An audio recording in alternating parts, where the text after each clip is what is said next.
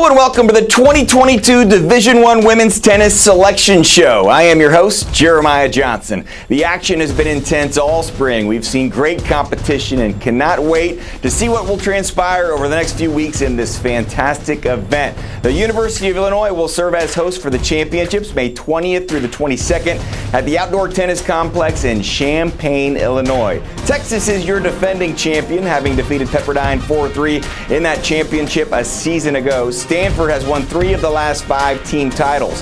64 schools will compete for this year's title, with first-round matches beginning this weekend. Now, the bracket will have 31 automatic qualifiers and 33 at-large berths. Before we get started, we also want to let you know that the Tennis One app will be providing comprehensive coverage all tournament long. Be sure to download that and check that out over the next few weeks. Now, the first of the 16 seeded schools we will show you the tournament's #1 overall seed for the second straight season is North Carolina. Despite seeing its run of 5 straight ACC tournament championships come to an end April 23rd, the Tar Heels have a 1 next to their name. North Carolina won their 3rd straight ITA Indoor National Championship in February. Sophomore Fiona Crawley leads the nation with 40 singles victories. North Carolina is 24-2, had won 16 consecutive matches at one point this season. You see the star on the screen. North Carolina will host first and second round play this weekend. UNC's first opponent, South Carolina State, who is making its 15th NCAA appearance. They are 9-9 overall. Iowa State is in. The Cyclones 16-6 with 6 wins against top 50 teams in the nation. Quite a 2-year run for Iowa State, who has made their first NCAA appearance in 2021, now in back-to-back seasons for the Cyclones.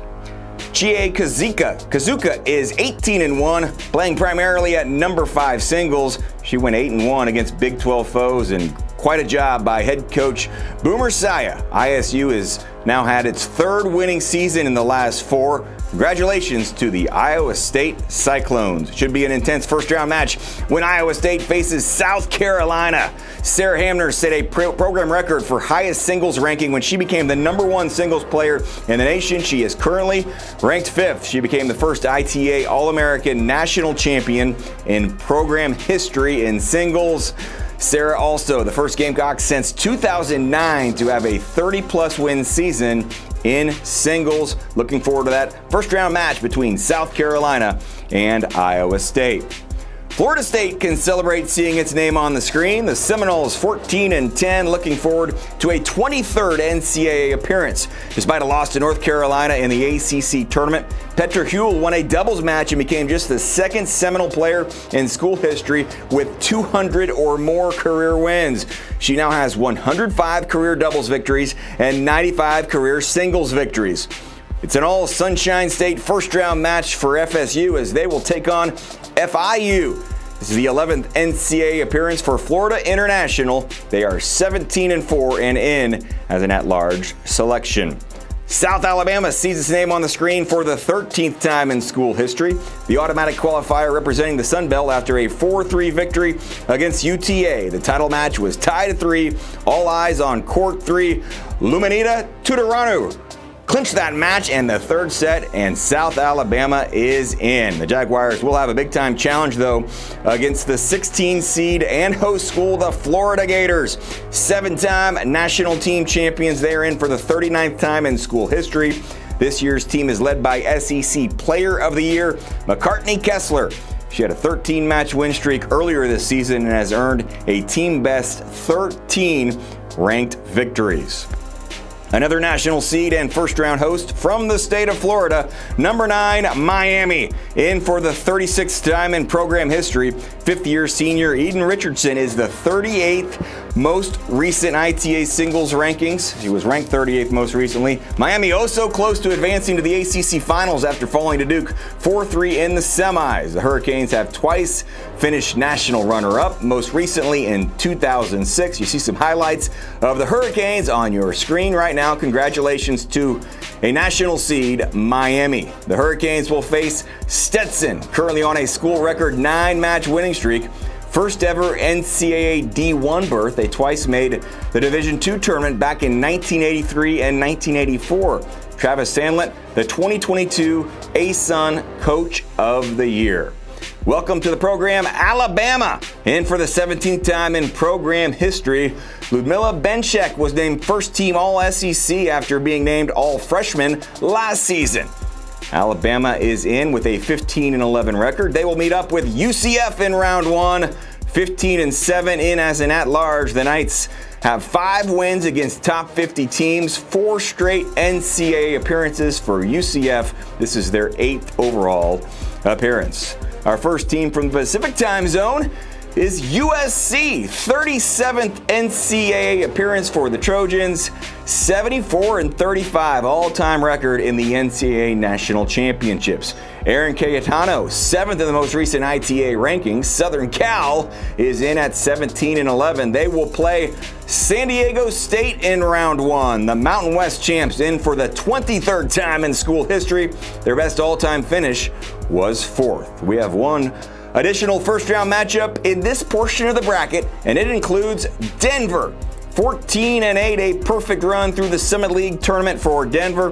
4-0 over Omaha and 4-0 over South Dakota. The Pioneers have won 10 conference tournament titles, each of the Summit League tournament championships since 2014. Big step up in competition, though, this weekend, as Denver will try to defeat 8th seed and host school Pepperdine. The 2021 NCAA runner-up Pepperdine has gathered 12 ranked wins this season and 7 singles players ranked by the ITA to go along with 4 doubles pairs ranked. Quite a team from Pepperdine. Janice Jen paces the Waves with a 17-2 singles record. The Waves have now won 30 of their last 33 WCC women's tennis tournament titles. There you go, 16 schools down, 48 to go. Moving on, we welcome another seeded school and host institution, a number 5 seed, Virginia, their highest seed since earning a 3 seed in 2014. Sophomore Emma Navarro, the reigning NCAA singles champion, current number 1 singles player.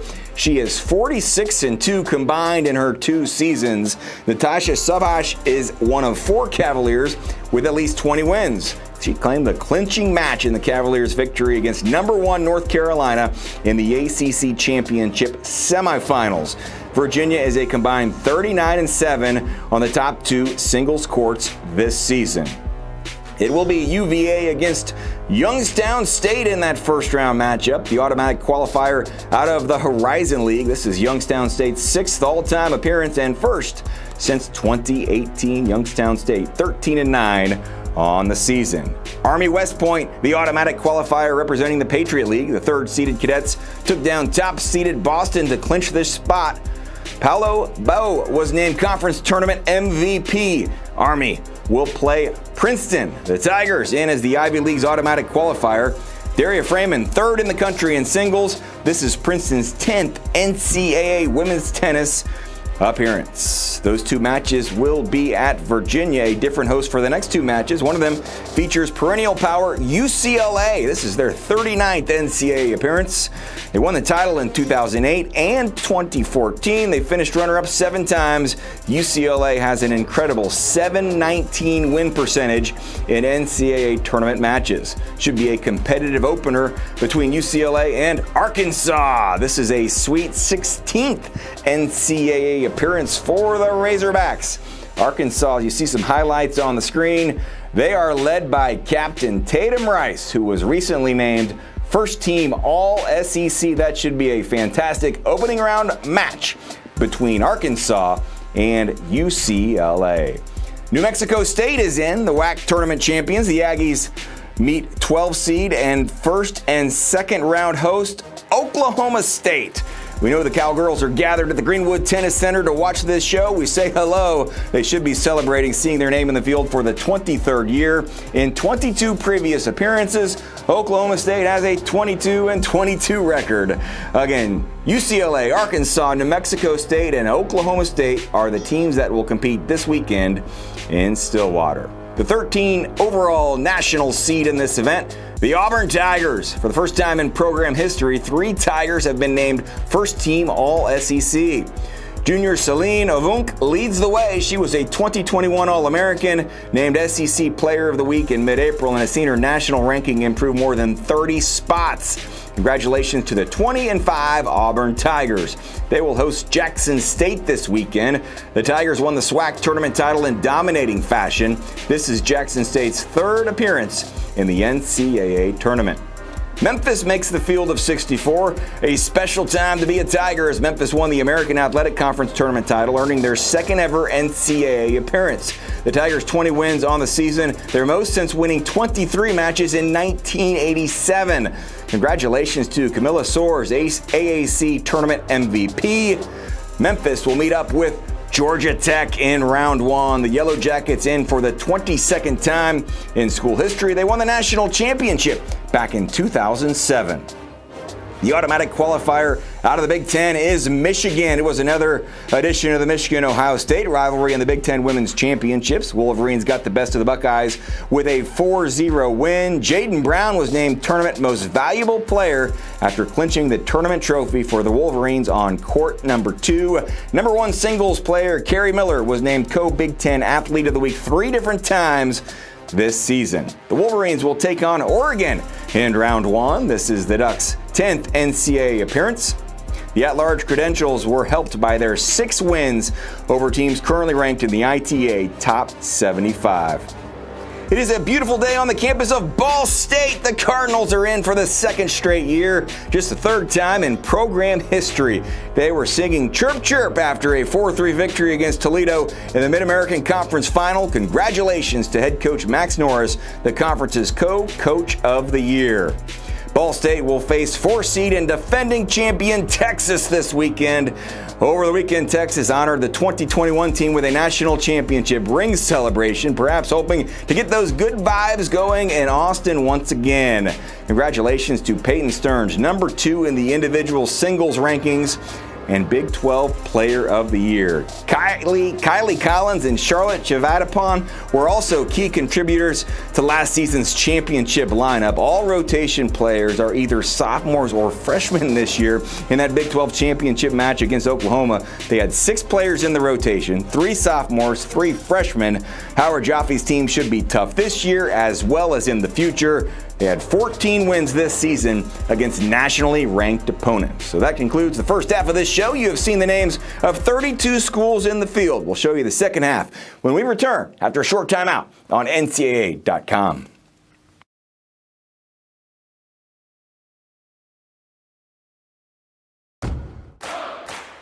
There's an energy swelling out beyond the limits of your expectations. A universe where fandom reigns supreme. Once you're in it, it changes you. Instead of one of one, you're one of many. A blissful sea of chaos. Go beyond your limits and enter the NCAA universe. Get your seats today at ncaa.com/tickets. Welcome back. Time to get back down to business and reveal more deserving schools that will compete in the 2022 NCAA Division I Women's Tennis Championship. Once again, the schools with a star or asterisk next to their name will be hosting first and second round matches. The school with that opportunity next is the 5 seed, the Duke Blue Devils. They showed they are indeed national championship contenders when knocking off North Carolina in the ACC regular season finale. They followed that up by claiming the program's 18th ACC championship with a 4-1 victory over Virginia. With a 19-3 overall record, Duke heads into the championships on an 8-match win streak. Chloe Beck concluded the regular season with an unblemished 18-0 record. Kelly Chen currently sits in 6th on the Duke career singles list with a 131-48 mark and is tied for 17th on the career doubles list. Congratulations to the Duke Blue Devils. Quinnipiac, the automatic qualifier out of the MAC, and will face Duke in round 1. Alessia Truden named conference's most outstanding player. This is the Bobcats' 12th NCAA appearance, still looking for that elusive first win in the championships. Congratulations to 13-8 Quinnipiac. Congratulations to Furman, their 5th straight NCAA appearance. They enter the tournament with a 9 straight wins, including 4-2 victory against East Tennessee State in the Southern Conference Championships. Furman is in at 21-6. They will face Old Dominion. 10 wins against current nationally ranked opponents. Consecutive CUSA tournament titles for ODU. Yes, they are hot. They have won 9 in a row and 15 of their last 16 matches. And get this, during that streak, they've outscored opponents 80-12. That first round match will feature Furman and Old Dominion. You see some highlights of Old Dominion on your screen. Wake Forest will play this weekend. They are 16-10. This is the 6th consecutive NCAA tournament appearance for the Demon Deacons. Earlier this season, Jeff Weisner picked up his 150th win in 12 seasons with the black and old gold. We know they're having a watch party. Congratulations to Wake Forest. Northwestern has earned an at-large selection. Not unusual to see the Wildcats in. This is their 32nd appearance. Despite falling to Michigan in the Big Ten semifinals, Clarissa Hand was named to the All-Big Ten tournament team. At this time, we say hello to Charleston Southern. The Buccaneers were able to repeat as Big South tournament champions thanks to a 4-0 victory against Gardner-Webb. This is Charleston Southern's 3rd NCAA appearance. The host school here, the 14 seed nationally, the Georgia Bulldogs. Georgia led in the tournament by the winningest active coach in NCAA women's tennis, Jeff Wallace. This is his 37th season, 790 wins. After a runner-up finish in the SEC tournament, Coach Wallace said, "Sky is the limit for us," telling his team they really showed the nation what they are capable of doing. Junior Leah May and freshman Mel Riasco they were both named first team All-SEC. Congratulations to a tournament host, first and second round hosts, the Georgia Bulldogs. Another of the national seeds, also a host this weekend, number 11, California. The regular season champions of the Pac-12 in as an at-large after falling to Arizona State 4-3 in the conference tournament semifinals. After that match, the coach acknowledged a match like that is part of the process, that a couple of points either way could have changed things. She said, "I'm proud of how we battled. We've got a lot of tennis to play moving forward." This is Cal's 39th NCAA appearance, finished runner-up in 2008 and 2009. Cal will move forward as a host against Northern Arizona. Northern Arizona's 4th NCAA appearance, 3rd straight after defeating Weber State to take the AQ spot out of the Big Sky. Texas Tech gets in as an at-large. The Red Raiders will make their 9th NCAA appearance. Margarita Schiabrina was named first team All-Big 12, currently 21st in the ITA singles rankings. Texas Tech will take on LMU California. Loyola Marymount is thrilled to get this at-large selection after falling to San Diego in the West Coast Conference semifinals. Their 18-3 record, good enough to get in for just the 2nd time in program history. Congratulations to the Lions. Tennessee will play tennis next weekend. The Lady Vols defeated number 12 Auburn in the quarterfinals of the SEC tournament. They were just a point away from advancing to their first finals since 2011. Tanika McGiffin earned SEC Women's Tennis Scholar Athlete of the Year honors. She is only the 2nd individual in program history to earn that prestigious award.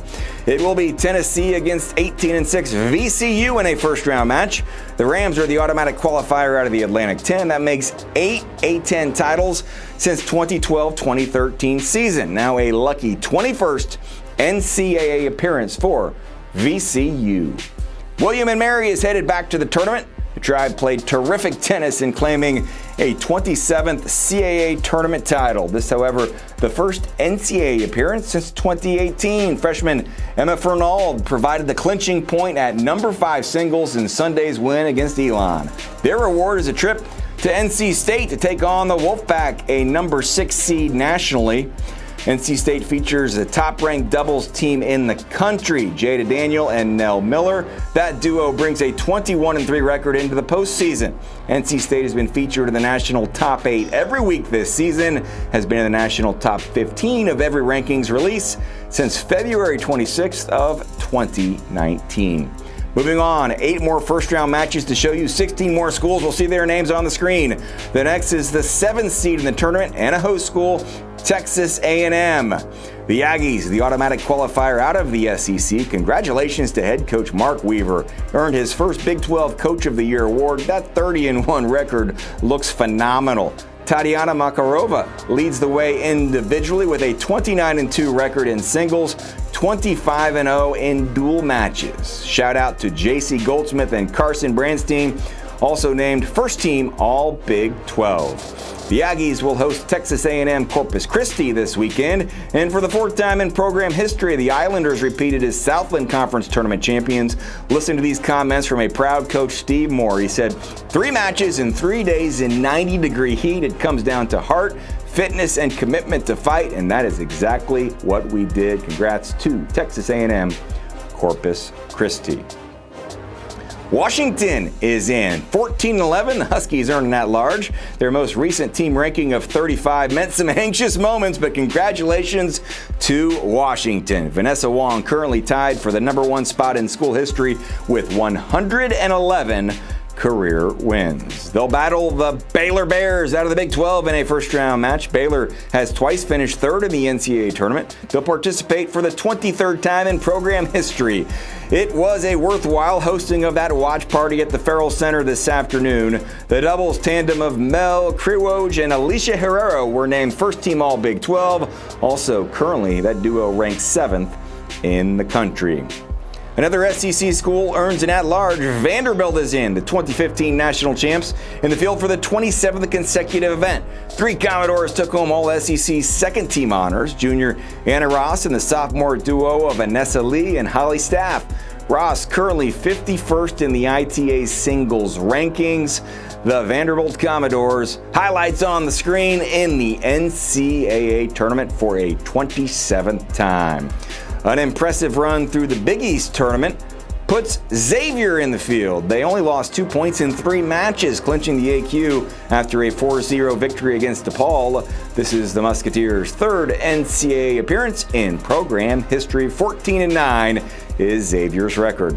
Illinois State is in. 6th time for the Redbirds to participate in the NCAA tournament. We know there was a watch party in Normal, Illinois right now at the Aaron Leach Club at Hancock Stadium. It was a come-from-behind victory for Illinois State in the championship, 4-3 over Drake, the Missouri Valley Conference Championship. That put Illinois State in the field. Their reward is a trip across the state of Indiana into Ohio to take the 10th-seeded Buckeyes of Ohio State. They're making their 8th straight and 18th overall NCAA appearance. The Buckeyes were a perfect 11-0 in Big Ten regular season play to capture the outright Big Ten regular season title. Junior Arena Kentos Seamers has been ranked in the top 10 all season long in singles, has a team-high 32 singles wins, tying for the 5th most in program history. 9 of the teams the Buckeyes have faced this season are ranked in the most recent top 20 poll, so that schedule prepares the Buckeyes for what could be a deep run in this NCAA tournament. 2 more national seeds remain to tell you about. Number 15 belongs to powerhouse Stanford Cardinal, the AQ out of the Pac-12. Saturday afternoon, the Stanford women's tennis Twitter account posted a simple message. Next up, we dance. They earned that Pac-12 automatic bid thanks to 3 wins in 3 days. The final, a 4-2 victory over Arizona State. This is Stanford's 40th NCAA tournament appearance. That win against Arizona State did avenge a 4-2 loss to the Sun Devils 3 weeks prior to that. Alexandra Yepifanova leads Stanford with 32 overall wins this season. Southeast Missouri State earns the trip west to Palo Alto. Congratulations to the Redhawks, first-time champions of the Ohio Valley Conference, now making their first ever NCAA tournament appearance. Listen to this from head coach Mary Beth Gunn. She said, "We are excited to be a part of SEMO tennis history. Losing in the finals last year was a big motivator for us. No one wanted to feel that heartbreak again, and they came out strong in singles. Always believing, always great to see a first-time participant." UC Santa Barbara in for just the 5th time in program history. The Gauchos got the job done this past weekend, knocking off Cal Poly 4-1 to take their 2nd straight Big West tournament title. UC Santa Barbara has now won 4 consecutive Big West regular season titles as well. The final team headed to Stanford this weekend is Kansas. The Jayhawks have been to 11 previous NCAA tournaments. They have 11 wins and 11 losses. We shall see what happens in number 12 this weekend. The Kansas Jayhawks are in. Moving on in the bracket, I mentioned them a short time ago. Arizona State cannot wait to participate. For the 36th time in program history, the Sun Devils' second-place finish in the Pac-12 tournament was the best in program history. Dominika Turkovic, currently ranked in both singles and doubles for the first time this season. Arizona State is hoping to compete in the round of 16 for the 19th time in school history. It will be the Sun Devils against San Diego in an opening round match. Despite falling to Pepperdine in the WCC final, UCSD will participate in the tournament for the 14th time. Jordan McBride and Claudia De Los Harris were named to the all-tournament team for singles. And yes, at the bottom of the screen, we have one more match to tell you about. Congratulations and best of luck to Bryant. Thanks to their Northeast Conference tournament title, Caitlin Munson was named the NEC Rookie of the Year. Bryant's only other NCAA appearance came in 2015. Last but absolutely not least, the number 2 overall seed, Oklahoma, hosts for first and second round matches this weekend. This is the Sooners' 12th NCAA appearance. 6 Sooners were named All Big 12. Audra Cohen named Coach of the Year. Lane Sleeth, Big 12 Newcomer of the Year. Carmen Corley and Ivana Corley, currently 9th in the ITA doubles rankings. So there you have it, the 64 schools alive and dreaming of a Division I women's tennis national championship. Once again, action gets underway this weekend with first and second round matches held at host institutions. The championships will be hosted by the University of Illinois at the Conn Outdoor Tennis Complex in Champaign, where we will crown a champion on May 22nd. Be sure to download that Tennis One app, the NCAA's official exclusive streaming partner for complete NCAA live match action from first ball to last. And also for continuing coverage of this selection show night, head to the Tennis One app tonight for an interactive breakdown with special guests and coaches. That starts at 8 p.m. Eastern. You want to watch that tonight. My name is Jeremiah Johnson, and thank you so much for watching. Best of luck to all of the student athletes competing in this year's event.